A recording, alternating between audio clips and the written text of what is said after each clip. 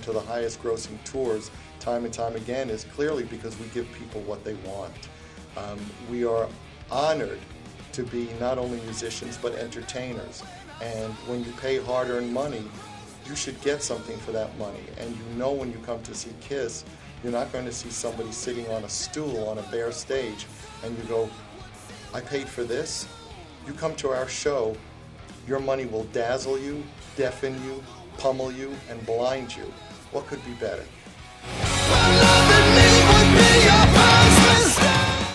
The great thing about playing download is obviously it comes from the history of Monsters of Rock in Donington, and we have a long history there.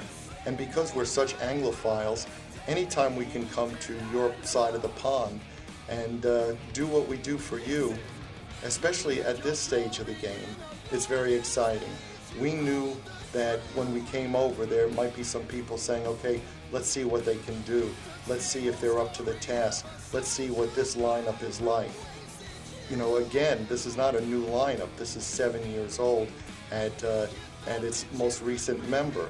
And we knew that we would come over and kill. And that is what we did. We came over proud of our past and equally proud of the present. And Sonic Boom takes us proudly into the future.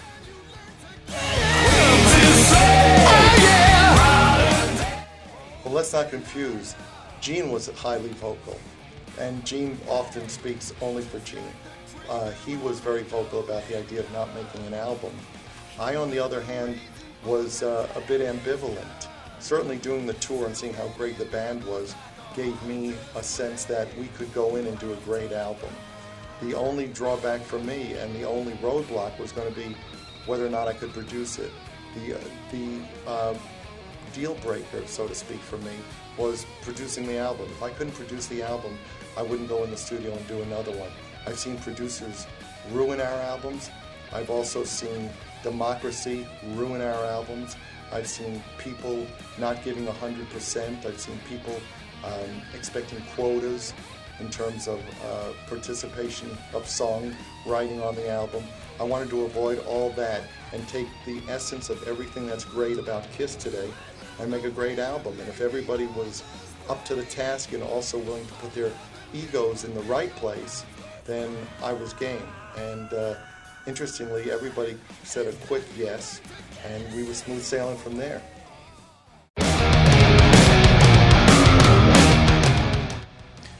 I think it's really because we're all really fans of all eras of this band.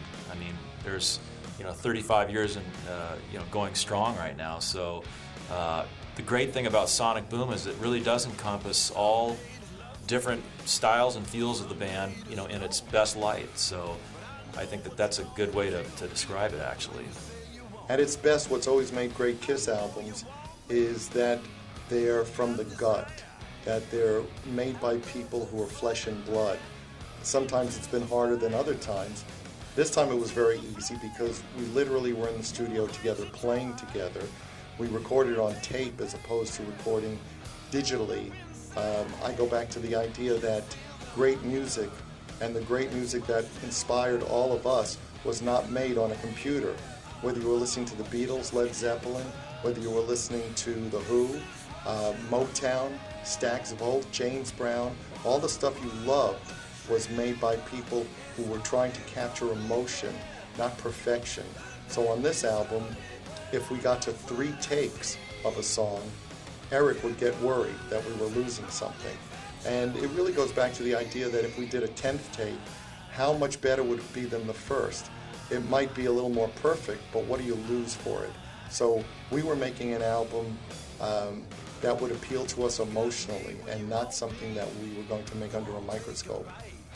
With Sonic Boom, I was kind of surprised at the onset, pleasantly surprised when Paul called and said, let's get together and write some songs. It's oftentimes these days with the groups, everybody's off writing their songs and coming up with their grand, designs and everything. And he said, let's get together, and write some songs like, the real way, and sit down with a couple guitars, and even Gene came in, the 3 of us.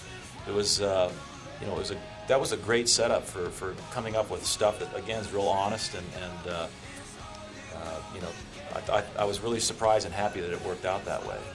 Part of the chemistry of making a classic Kiss album is certainly the chemistry between Gene and myself.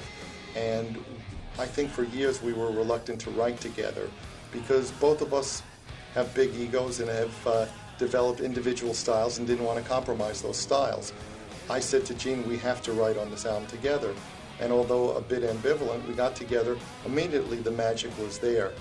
So in any combination of Gene and myself, or Gene, Tommy and me, or me and Tommy, it was all about collaboration. In essence, we wrote, we rehearsed, we recorded. The album's recording process took 6 weeks.